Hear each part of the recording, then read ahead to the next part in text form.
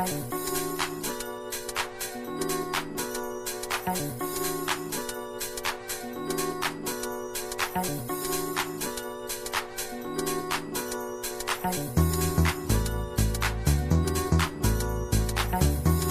it a struggle? Yes, we have to realize our strengths and our weaknesses.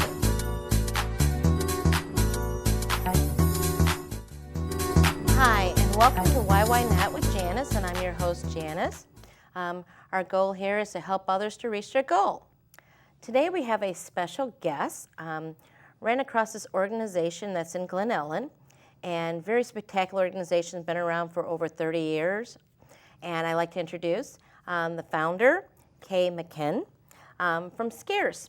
And if she could please explain to us a little bit about the organization, and welcome to the show. Thanks for having me. I'm excited to be here.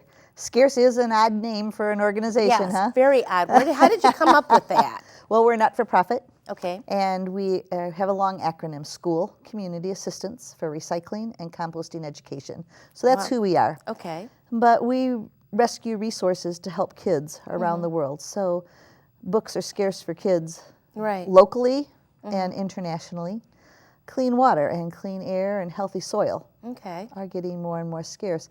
Musical instruments are scarce in schools that are struggling financially. Correct. And so what we try to do is rescue good things, good items that are clean, safe, and working, so we can help kids reach their potential. Okay. Well, I think if we're all working for kids, we know that they need those learning tools in school, at their after-school programs. They need those tools to reach their potential. You do recycling on a grand scale for kids with books and everything else to help the child. Right. Okay. Right. So one of our favorite projects is our Super Crayon project. Okay. So schools, homes, park districts, churches all have broken crayons. Okay. And whole crayons that they don't want. So they drop them off at Scarce, and volunteers help us sort lots of brownie groups and scout groups and so forth. Sort the whole crayons that have a point for kids in schools who they can't afford crayons. And teachers can come and get big, huge bags of whole crayons. Okay. The broken crayons we sort by color and then peel them. Okay. And then we have crock pots. And I go to resale shops and we make what we call super crayons. Okay. So this is a crayon. It's kind of candle size. You're right. But we know that not all kids get to hold a crayon the way we get to. Right. It feels nice in the hand. Isn't it nice? Yes, it actually is very nice in my hand. And so some kids, the little crayons are too small. Some kids don't like the wrappers. The wrappers make them nervous. They have to peel all the wrappers off. Right. And some kids with visual impairments, if you look at crayons, a lot of times a wrapper on a white crayon and a black crayon are the same color. Okay. So if you're kind of looking at the color of the wrapper to decide which color you want to use, that's not going to help you. So we call them super crayons. We have lots of companies who come and donate hours. They'll make super crayons. Now, how did you get into this originally? So physical therapy is what I went to school for. Okay. And working with kids with cerebral palsy and kids who were burned and stuff like that, suffered burns. You know that all kids should be able to color. Right. And the crayons just don't work that way. Correct. And so we've just found a way to... fine motor skills, too. You bet. Right. So if we remember that crayons are petroleum, we don't want to waste petroleum. Right. Sending broken crayons to a landfill, I don't know how long they'll sit there, 1,000,000 years, 500,000 years, who knows? Right, right, wow. But what if we sort them and reuse them to make super crayons? So this is one of my favorite molds. It was, as you can see it, like a Hershey's Kiss. Isn't that great? So you can see it's a Hershey's Kiss kind of a mold. But for kids who can't grasp that way, like with the super crayon, the big crayon, they can grasp that way. This way, okay. Yes. And they can crayon. This will be the the point. tip. Okay. Yes. Oh, that's really nice. And this one you made a different color swirl to They it. can, have a little special color when they're Special coloring. color with it. Okay. But we've had occupational therapists who will make a mold of a child's hand. Oh, wow. And give it to us, and we've made special crayons. And then, of course, when you find the crayon that works for them, they don't just get one color. You got to make all the colors, just like everybody else has all the colors. But then we also make, we call them kind of designer crayons. Oh, I love this. This is nice. Beautiful butterflies. And yeah, when you put these up here, I didn't even realize they were crayons. Right. I thought they were porcelain or some type of statue. Aren't they beautiful? And these are all from the little crayons. The broken crayons. The broken crayons that, the kids are always, oh, I don't want to color with them. Right. Wow, these are gorgeous. And so some teachers use those as rewards, like encouraging when you finish that project, pick a dinosaur or a train car or a truck or whatever. Pick a butterfly or a dragonfly. Yeah. And I like how you have the colors in this one. Well, we wanted to make them a little special, so we've got different kinds of dinosaurs. Okay. Oh, and we've got stars and owls and all kinds. Now they actually could still color with this if they wanted to? Of course they do, yeah. Okay. And we work with a great group. We work with a great group in Orland Park. Put these up here. They can see these. Okay. Aren't they great? Yeah. We work with a group in Orland Park called Pediatric Oncology Treasure Chest Foundation. Wow. Long name, but they send gifts to kids in 56 hospitals. But I'm just saying while they're getting chemotherapy. Right, the cancer patient for the pediatrics. Wow, that's great. So they were coming to Scarce for books. Okay. And then we showed them our super crayons, and their faces just lit up because can you imagine a child having a hard time? Right. And then getting a dinosaur? Yeah. That really works. And then some really smart kids say there could be dinosaurs in that crayon because of how petroleum's made. So that's one of my favorite projects. My all and you time. get crock pots and you sort them all out. Sort them and melt them. Takes a couple hours to melt them and pour them into the mold. And then I'm very picky, so when we make them, we have to make sure the edges are nice and smooth for kids. Yeah, I did notice that. They're very nice, right? That. Yep. Yeah, very nice. I mean, these are.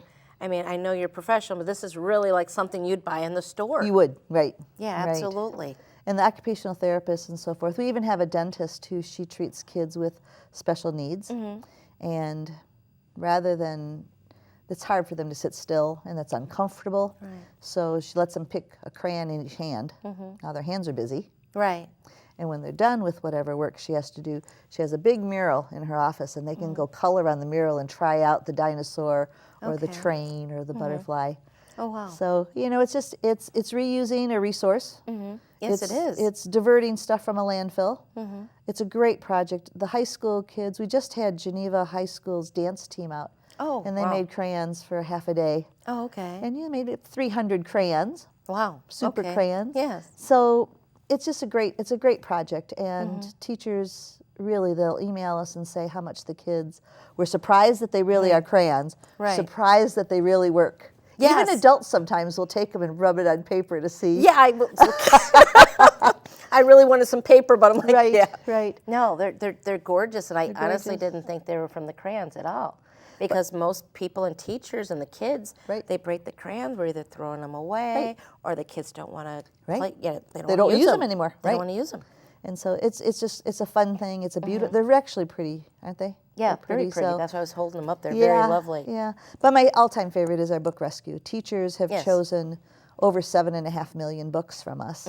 Wow. Yeah. So we take all kinds of books, Janice. We take paperback and hardcover and children's books, books for the library. When we get Romeo and Juliet, we keep all the Romeo and Juliets together. So if a teacher at high school needs a classroom set, we may not have 26, but we'll have 12. Right. And so Mark Twain and different kinds of books, we keep them together so that the teachers can do a classroom project like that. Right, and it cuts down the cost. If they can get 12 from you, even if they can't get 26, it cuts the price down in half. It does. And then we know some kids can't afford a paperback copy. So that just helps. It helps money. Yes. But most importantly, it helps kids have the books, the literature that they need. Right. And then I'm biased. I love having still the paperback book in our hand where everyone wants to go to those tablets, and it's nothing like a kid holding a book, in my opinion. And do you know some studies are showing kids tell you they learn better from a book? Yes. Some kids are already saying that. So I think we're maybe rushing it too fast, taking books away. I think they need those books. So. But kids tell us that. So 7.5 million books to schools, to orphanages, to towns without libraries. We helped open a library in Rwanda. Oh, wow. We've sent books to 100. We don't send them. I shouldn't say that.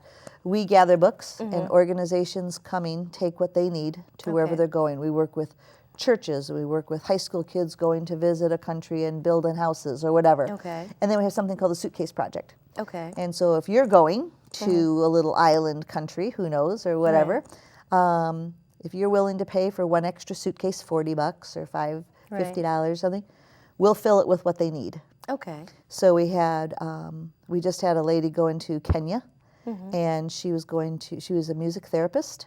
Okay. So she came to us and she got 2 guitars and acoustic guitars that don't need electricity or batteries. So we have to be careful about what we're sending so that it's useful. Right. We don't want to send something that they aren't going to be able to use. Right. Because they can't afford batteries or there's no place to get the batteries recycled. So we're really careful about that. You get a lot of instruments like recorders and things like that? Oh, we send recorders. So that's what she took.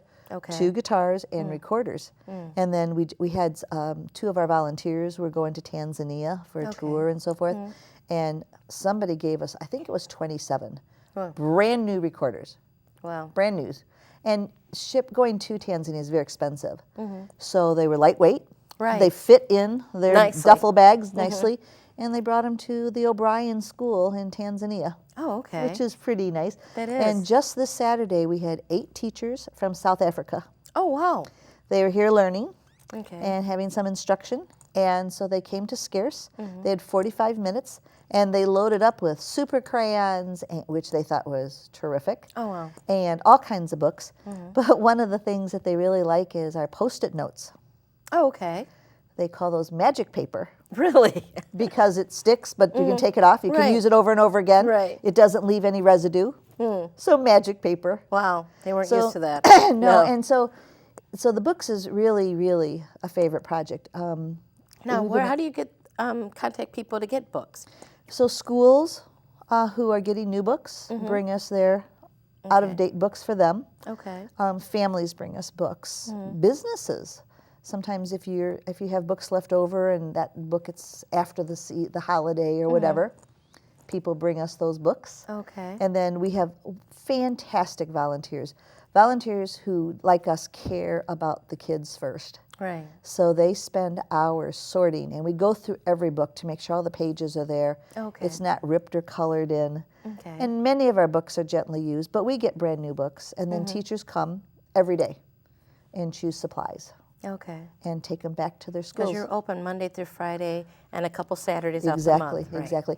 And like Columbus Day, we're open. And we're open Veterans Day, and we're open Martin Luther King Day. I think Martin Luther King would like us to be open on that day. And so teachers come, bless their hearts, it's their own time, their own gas to come, but they haul our carts full of books. You know. I know, I was there last month. I needed books for my classroom. I was there. Right. Yeah. And especially new teachers, you walk into a room and there's nothing. There's nothing for your bulletin board. There aren't pencils and sharpeners, so they come and they've got lists. They're very conscientious and they've got their list and they're kind of going through, I need pencils and I need this. And I use my border trim there that you go. I use that. It's on my door. And you want kids to come in and be proud of their classroom, but all that costs money. Right. And so retiring teachers give us borders.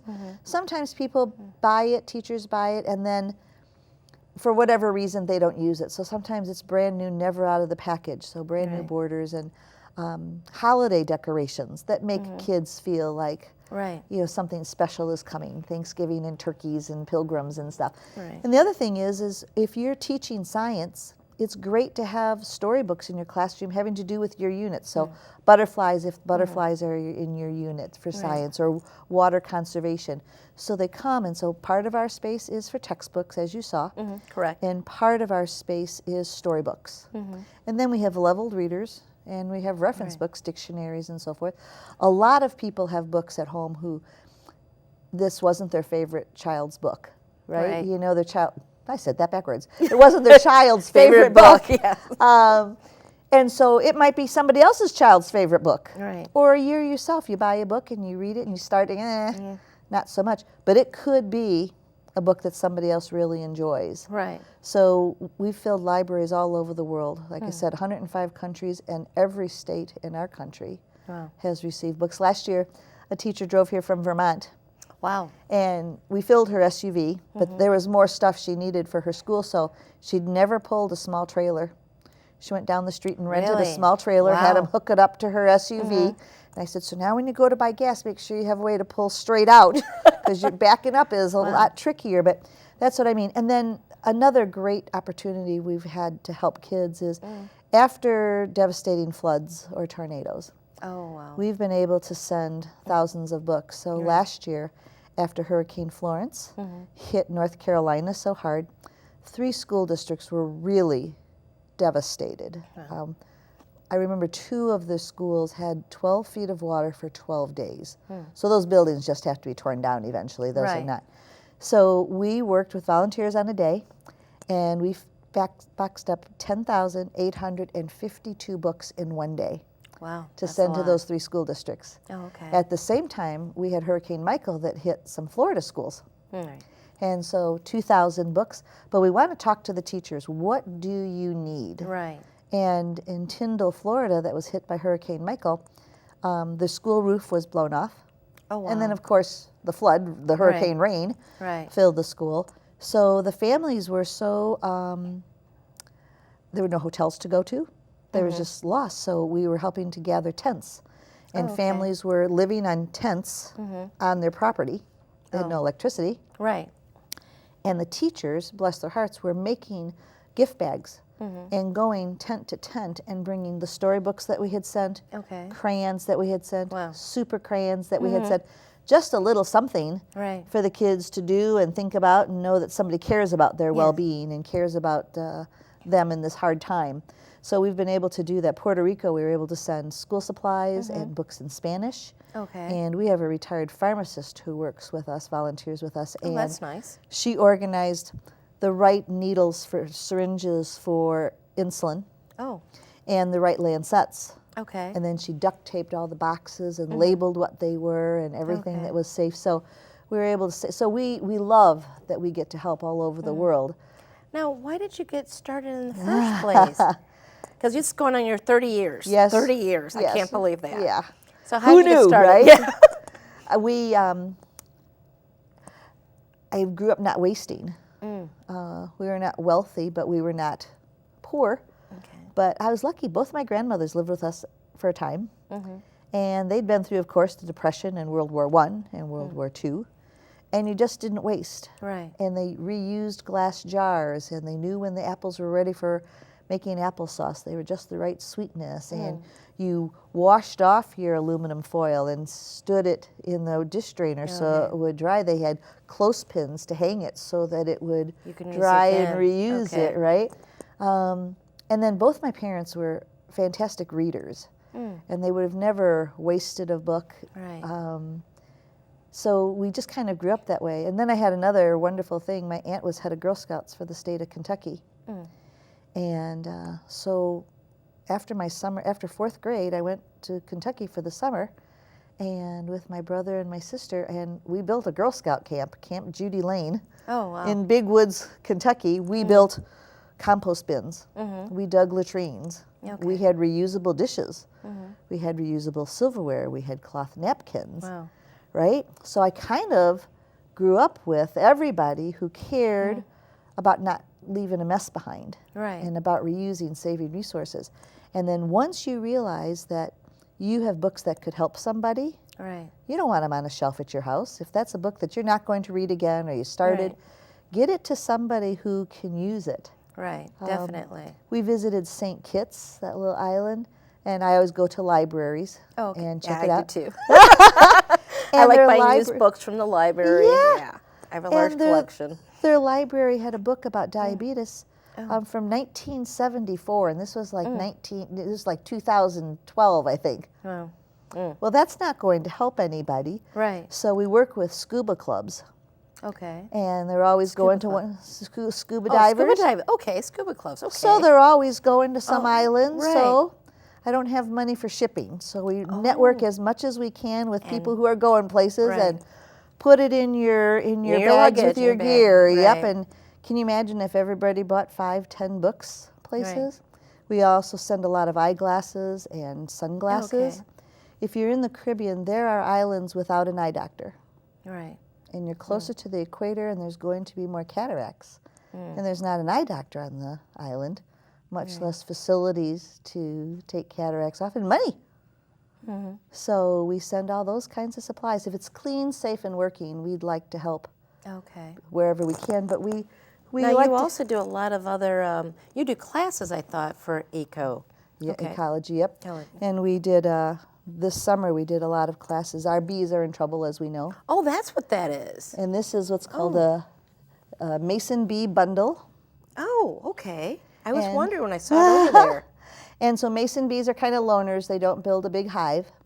They actually can fit in here? They fit in the little holes there. So those are brown paper grocery bags. Okay. Cut and then rolled over a pencil and glued inside. And those are plastic tubes from grocery stores, you know, the plastic bags. Right. When they come off, those tubes are there. So we hot glued them together and then twine, and you hang it. And then the bees will take care of themselves in those little holes. And then in the spring, you'll clean them out and put in new brown paper, right? Okay. So it'll be fresh, and they need a place to be safe from the environment. And both the brown paper bags are being reused. Right. And the tubes. Okay. And we haven't hurt the environment, but we've given them a safe and clean, parasite-free, right, type little house. But we collect let's see what else you have. We collect house keys. Everybody's got keys. They don't even know what they belong to, right? Yeah. So it's called Keys for Conservation. Okay. I started this project years ago with Brookfield Zoo. Keys for Conservation. Yeah, Keys for Conservation, which kind of is a play on the words, right? But everybody's got car keys and house keys. They don't even know what it belongs to. But keys are steel, and keys are brass, and keys are aluminum. So kids come and help us with a magnet. So they're learning ferrous and non-ferrous. Okay. So they're learning some science. They're helping us save a resource that we have to mine for those nutrients to make the keys. So then they get melted correctly, reused for steel, reused for brass, reused for aluminum, save the resource from going to a landfill. I think it's important to know little things, broken crayons. We can do something. Keys. Little things add up, and a lot of people do them, but this is a project started by a little girl in Indiana, Danielle. And she works with a plastic recycler. Okay. And they said if you collect these little bread tags, hot dog bun bags, hamburger buns, they'll pay her good money. Okay. These are very clean. There's no staples in them. There's no motor oil or hand cream. I mean, they're just these clean little plastics. And we get wheelchairs for kids with these. Okay. Bread tags equal wheelchairs for kids. Wheelchair for kids. Okay. 200,000. Okay. You know, for a simple wheelchair. But these are petroleum, so the petroleum's not wasted like the crayons. The tags are not sitting in a landfill for who knows how long. Okay. And kids get free wheelchairs.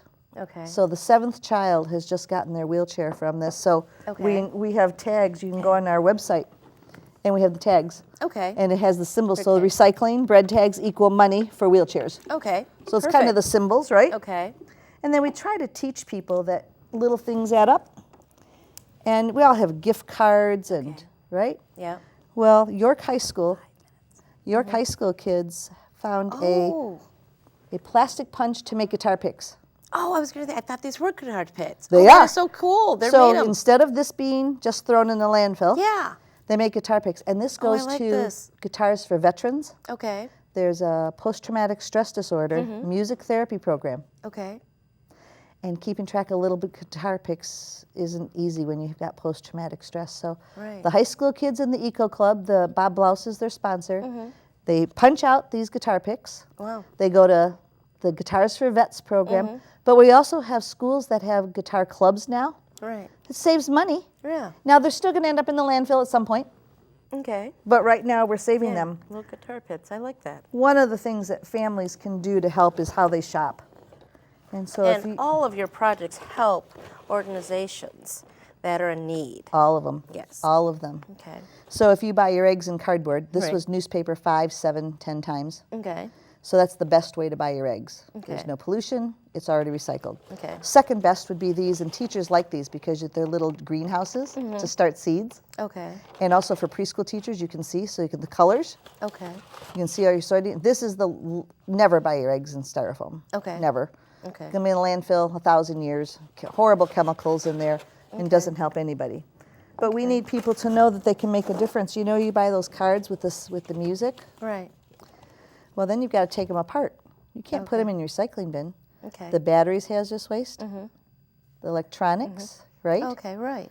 So if you buy these cards, I guess I never opened them up. I never opened it up. right? Okay. So there's a reason it makes sound, Right, the battery. So you've got to take those things out. You can't just put this whole thing in a recycling bin. That's a contaminant.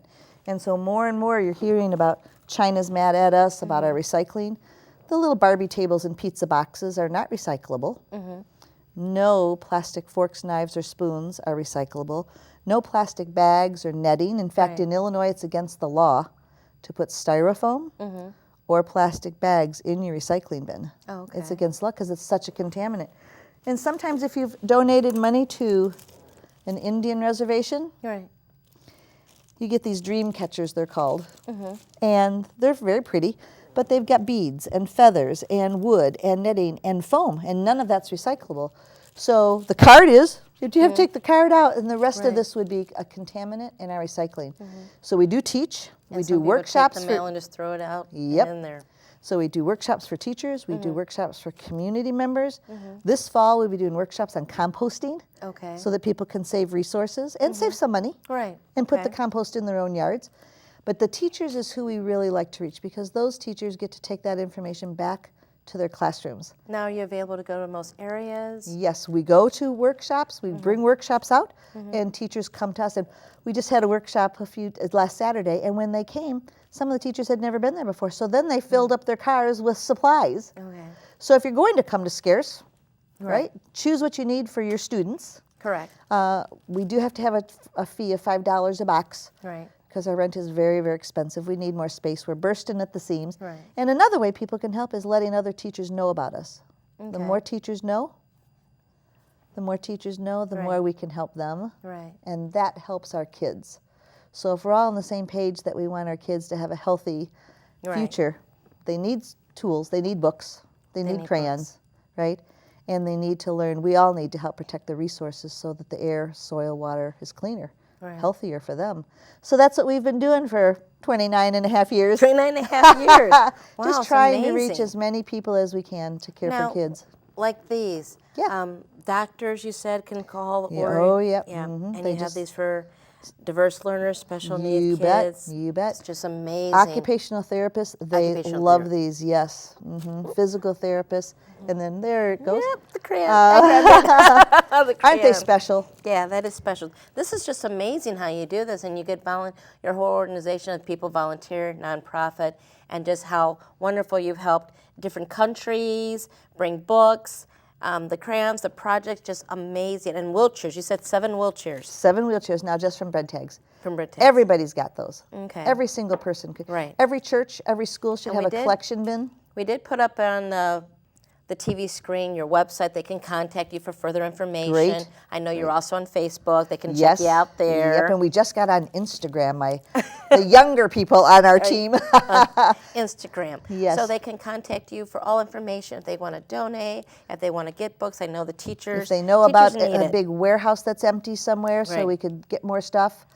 We get pianos for schools. Wow. I mean, desks.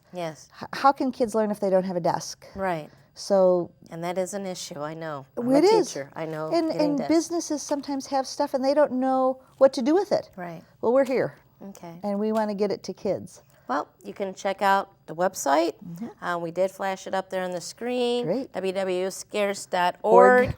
So they can contact you that way. Check you out on Facebook. I'm so grateful for this time. I hope you enjoyed coming out. Oh, I really my enjoyed goodness, it. I actually used your service.